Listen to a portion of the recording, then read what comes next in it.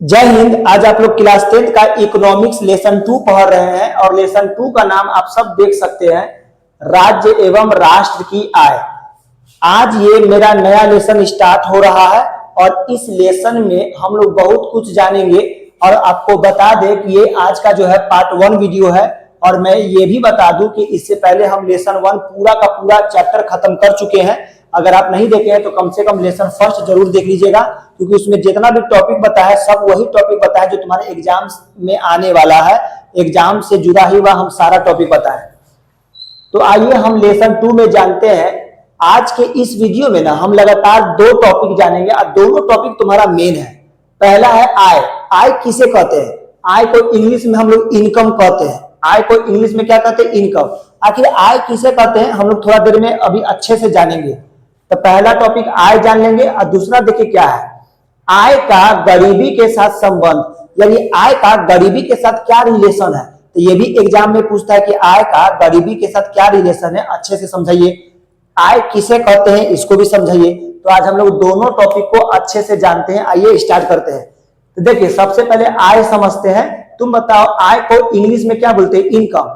आय कहते किसे है? आय कहते किसे है? तो याद रखिएगा, काम के बदले अगर हम कहीं काम कर रहे हैं और काम के बदले में जो मेरा मेहनत का फल मिलता है उसे ही हम क्या कहते हैं? आय। जैसे अगर हम कहीं काम किए तो काम के बदले में भाई हमको पैसा मिलेगा ना, सामने वाला हमको पैसा देगा ना। तो वो जो पैसा हमको दिया उस पैसे को ही हम लोग क्या कहते हैं? आय कहते हैं, जिसे इंग्लिश में क्या कहते हैं? इनकम। अब जरूरी नहीं है कि जहां हम काम कर रहे हैं वो हमको काम के बदले पैसा ही देगा। हो सकता है कि अगर गांव, देखो कई जगह ऐसा होता है ना कि कहीं कोई काम करता है तो काम के बदले जरूरी नहीं कि उसको पैसा ही देगा। काम के बदले मान लीजिए 1 बोरा अनाज दे दिया, 2-4 किलो आटा दे दिया, गेहूं दे दिया और चावल दे दिया। तो काम के बदले अगर जो भी बदले में दिया जा रहा है, काम के बदले जो भी दिया जा रहा है उसे हम क्या कहते हैं पता है? आय कहते हैं। बोलो समझ में आया? जैसे अभी हम अगर मान लीजिए अपना कोचिंग चला रहे हैं, स्कूल चला रहे हैं, कुछ भी चला रहे हैं, तो काम के बदले अगर हम चला रहे हैं तो हम बदले में बच्चे से पैसा भी तो लेंगे। अगर हम कहीं काम कर रहे हैं तो हम काम के बदले पैसा लेंगे, काम के बदले कुछ भी लेंगे ना भाई। तो जो भी लेंगे उसे क्या कहते हैं? आय कहते हैं। बोलो समझ में आया? अब तुम बताओ, ये आय जो है हमको काम के बदले मिलता है, हमको किसके बदले मिलता है? काम के बदले। तुमको पता है काम 2 तरह का होता है।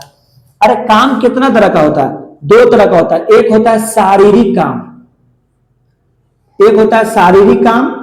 हाँ, शारीरिक कार्य लिख देते, काम नहीं बोलो, कार्य अच्छा लगता है बोले में। शारीरिक कार्य। एक होता है मानसिक कार्य।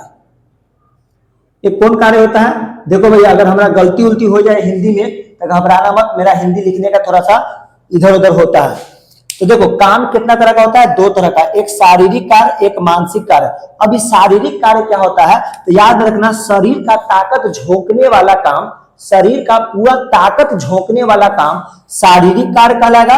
अब मानसिक कार्य क्या है तो दिमाग का सारा ताकत झोंकना, यानी दिमाग लगाकर कोई काम करना, वो क्या कहलाता है? मानसिक कार्य। जैसे एक लेबर मजदूर जो है वो अपना पूरा शरीर का ताकत झोंकता है, शरीर का ताकत झोंक करके काम कर रहा है, तो उसके काम को हम कहेंगे शारीरिक काम। चूंकि शरीर का ताकत झोंक रहा है तो शारीरिक कार्य। हम अगर पढ़ा रहे हैं तो ये सारा पढ़ाई मेरे दिमाग से हो रहा है, हमको पता है कि क्या बोलना है, यानी दिमाग मेरा सोच रहा है कि क्या बोलना है, तो हम सोच के कर रहे हैं, मेरा दिमाग काम कर रहा है। तो मेरा जो काम है वो काम क्या कहलाएगा? मानसिक कार्य। तो भाई आप शारीरिक काम कीजिए चाहे मानसिक कार्य कीजिए, कार्य के बदले में आपको तो मुआवजा मिलेगा ही, काम के बदले में आपको मेहनत का तो फल मिलेगा ना। तो जो मेहनत का फल मिला उसे ही हम क्या कहते हैं? आय कहते हैं। सुनिए ना, मेहनत के फल को हम यहाँ पर फल नहीं बोलेंगे, मेहनत का फल उसको बोला जाता है पारिश्रमिक। अरे क्या बोला जाता है? पारिश्रमिक, यानी काम के बदले में जो मिला। अब जो भी काम के बदले में मिलेगा इसे हम क्या नाम दे देंगे? इकोनॉमिक्स में आय। इकोनॉमिक्स में क्या नाम देते हैं? आय। तो बोलो समझ में आया आय किसे कहते हैं? आय का क्या मतलब होता है? तो ऐसे करना, जब कोई व्यक्ति शारीरिक या मानसिक कार्य करता है और कार्य के बदले में जो पारिश्रमिक मिलता है, यानी जो काम के बदले में मेहनत का फल मिला, उसे हम लोग इकोनॉमिक्स में क्या कहते हैं? आय कहते हैं। बोलो आय समझ में आया। अब तुम बताओ आय हमें कहां से प्राप्त हो सकता है? तो बहुत जगह से प्राप्त हो सकता है। मान लीजिए अगर हम किसी कंपनी में काम कर रहे हैं तो कंपनी वाला हमको काम के बदले पैसा देगा, तो उससे हमको आय प्राप्त हो गया। मान लीजिए कि अगर मेरे घर में किराया लगा हुआ है, किराया से अगर मुझे पैसा मिल रहा है तो वो भी मेरा आय कहलाएगा। अगर मान लीजिए कहीं हम कहीं नौकरी कर रहे हैं तो नौकरी के बदले हमको पैसा मिलेगा ना, उसको हम क्या कहेंगे? आय कहेंगे। तो आय हमें कई जगह से प्राप्त हो सकता है।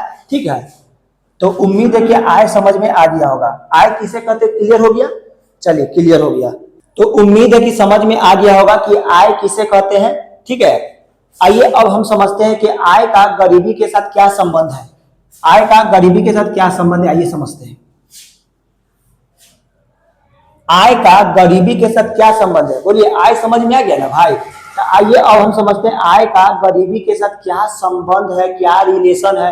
तो सुनो, तुम बताओ आय का यानी इनकम का, इनकम अगर बोलेंगे ना तो तुम ऐसे ही समझ लो। ऐसे तो इनकम का मतलब बहुत सारा चीज हो सकता है। इनकम का मतलब बस अभी इतने समझो, पैसा। तो तुम बताओ आय का गरीबी के साथ रिलेशन है? अगर हम कहें कि एक तरफ पैसा एक तरफ गरीबी, क्या दोनों में रिलेशन है? अरे भैया बहुत गहरा रिलेशन है, बहुत गहरा रिलेशन है। तुम ऐसे सोचो कि अगर मान लो कि मेरे पास आय बहुत ज्यादा है, आय अगर मेरे पास बहुत ज्यादा, मेरे पास बहुत पैसा है, अच्छा खासा पैसा है, कमा रहे हैं 1-1.5 लाख का महीना मान ले। ठीक है, तो आय अगर मेरे पास बहुत ज्यादा है तो तुम बताओ गरीबी ज्यादा होगा कि गरीबी कम? गरीबी ज्यादा कि गरीबी कम? अगर हम आय मेरे पास ज्यादा है तो तुम बताओ गरीबी भी ज्यादा होगा? अरे तुम ऐसे सोचो यार, आय ज्यादा रहेगा तो गरीबी थोड़ी ज्यादा है, गरीबी कम ना रहेगा, यानी हम कम गरीब रहेंगे। अगर आय ज्यादा है तो गरीब कम, यानी अमीर है अमीर, नहीं समझा?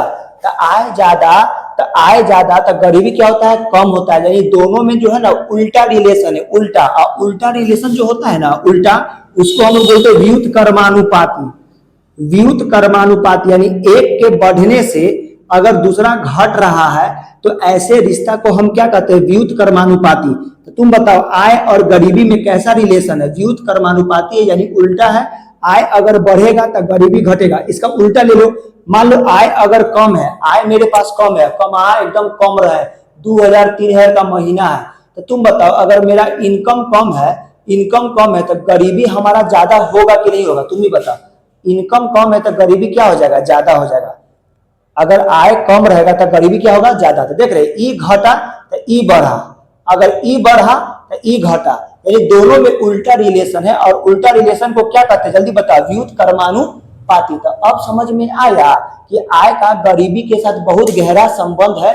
इसमें और भी हम संबंध तुमको बताते हैं। देखो तुम सोचो, इसको पहले मिटाने दो, इसको मिटाने दो रे भैया, इसको मिटाने दो। अगर मेरा आय अगर कम रहेगा तो गरीबी क्या रहेगा भैया? गरीबी भयानक रहेगा, गरीबी ज्यादा रहेगा। यानी पैसा कमा कम रहा है तो जाहिर सी बात है कि गरीबी ज्यादा रहेगा।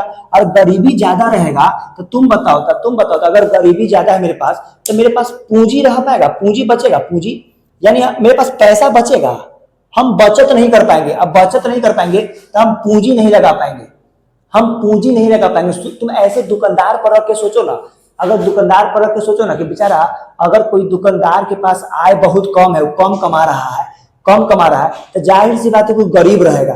और गरीब रहेगा तो तुम बताओ तो पूंजी जो है उसके पास ज्यादा होगा, पूंजी, वो अपने दुकान में पूंजी ज्यादा लगा पाएगा? नहीं लगा पाएगा भाई, पूंजी रह भी नहीं करेगा उसके पास जो लगा पाएगा, तो पूंजी नहीं लगा पाएगा, पूंजी उसके पास कम रहेगा। और जब पूंजी कम रहेगा तो तुम बताओ कि वह उत्पादन कोई चीज का कर पाएगा या कोई चीज का निर्माण कर पाएगा? निर्माण मतलब कोई चीज बना पाएगा? दुकानदार पर रख के समझो, चाहे फैक्ट्री वाला मालिक पर रख के समझो, यानी समझो ना कोई फैक्ट्री का मालिक है और उसके पास पूंजी की कमी है, तो तुम बताओ पूंजी की अगर कमी रहेगा तो फैक्ट्री का मालिक क्या नया नया चीज का निर्माण कर पाएगा? कोई नया चीज फैक्ट्री में बना पाएगा? नहीं बना पाएगा। और जब नहीं बना पाएगा तो तुम बताओ वहां जो फैक्ट्री का मालिक है उसका लाइफ स्टाइल कैसा रहेगा? जीवन स्तर एकदम निम्न हो जाएगा। निम्न मतलब लो, जीवन स्तर का मतलब याद रखना लाइफ स्टाइल। उस इंसान का लाइफ स्टाइल बड़ा लो क्वालिटी का हो जाएगा। अब जब उसका लाइफ स्टाइल लो क्वालिटी का होगा तो तुम सोचो तब वो किसी तरह का अपना आवश्यकता पूरा कर पाएगा? वो अपने अपना आवश्यकता या अपने परिवार का आवश्यकता को कभी पूरा नहीं कर पाएगा। जैसे वो अपना बाल बच्चा को अच्छा शिक्षा नहीं दे पाएगा, ठीक है, अपने बाल बच्चा को जो है शिक्षा नहीं दे पाएगा, उसका कोई किसी तरह का जरूरत को पूरा नहीं कर पाएगा। तो भाई ये सब किसके कारण हो रहा है? कहीं ना कहीं किसके कारण? आय के कारण। अगर आय कम तो बेचारे का गरीबी ज्यादा रहेगा, और गरीबी ज्यादा रहेगा तब पूंजी का निर्माण कम होगा, यानी उसके पास पूंजी कम होगा। अब पूंजी कम होगा तो वो कोई भी चीज का निर्माण नहीं कर पाएगा, कोई चीज बना नहीं पाएगा। और जब कोई चीज नहीं बना पाएगा तो उसका लाइफ स्टाइल बड़ा निम्न हो जाएगा, यानी जीवन स्तर निम्न हो जाएगा। निम्न मतलब लो क्वालिटी का, उसका लाइफ स्टाइल जो है ना एकदम लो क्वालिटी का हो जाएगा। और जब लो क्वालिटी का होगा तो वो अपना किसी तरह का आवश्यकता को पूरा नहीं कर पाएगा। और जब आवश्यकता को पूरा नहीं कर पाएगा इसका मतलब है कि वो क्या है? गरीब है। इसका मतलब कि वो इंसान क्या है? गरीब है। नहीं समझा? तो ये सारा चीज किसके वजह से हो रहा है? आय के वजह से। तो अब बताओ, आय और गरीबी का रिलेशन एक दूसरे के साथ है कि नहीं है? बहुत गहरा रिलेशन है, दोनों में बहुत गहरा रिलेशन है। अच्छा, इसी को उल्टा कर देता तुम, अगर उल्टा सोचो कि आय एकदम भर भर के ज्यादा आय है, इनकम खूब ज्यादा है, खूब कमा रहा है, तो तुम बताओ खूब कमाएगा तो गरीबी कम ना हो जाएगा? अरे गरीबी कम ना हो जाएगा? यानी अब गरीब नहीं अमीर हो रहा है, गरीबी कम हो गया। गरीबी कम होगा तो बताओ पूंजी खूब उसको बनेगा, क्योंकि कमा ज्यादा रहा, कमाएगा ज्यादा तो पूंजी ज्यादा बनेगा, खूब पैसा रहेगा। और जब खूब पैसा रहेगा तो देख रहा फैक्ट्री में नया नया चीज खूब बनवाएगा, उत्पादन करेगा। उत्पादन का मतलब बनवाएगा नया नया चीज, खूब नया नया चीज बनेगा। जब नया नया चीज बनेगा तो उसका बिक्री भी बहुत होगा, खूब बेचेगा। जब बेचेगा तो बताओ उसका लाइफ स्टाइल बहुत बेहतर हो जाएगा, जीवन स्तर बहुत बेहतर होगा। और जब जीवन स्तर बेहतर होगा तो अपने हर एक आवश्यकता को क्या कर पाएगा? पूरा कर पाएगा। और जब अपने हर एक आवश्यकता को पूरा कर पाएगा इसका मतलब है कि गरीब कहाँ रहा? गरीब रहा कहाँ? गरीबी खत्म, अमीर। तो बुझा? तो ये सारा चीज किसके वजह से हो रहा है? आय के वजह से। तो अब अगर पूछेंगे ना कि आय और गरीबी का बताओ संबंध कैसा है, तो कह देना कि आय और गरीबी में बहुत गहरा संबंध है। और ये संबंध कैसा है? तो व्युत्क्रमानुपाती, जो कि अभी लिख करके हम मिटा दी है।